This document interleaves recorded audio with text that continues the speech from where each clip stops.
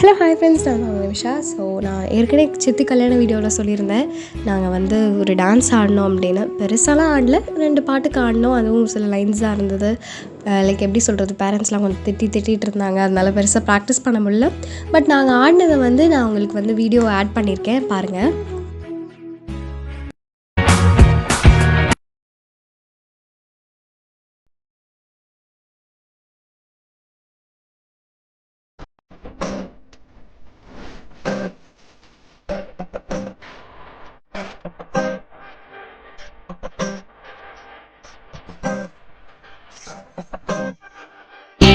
பச்சரிசி புடிச்ச மாவிளக்கு அரைச்ச சந்தனம்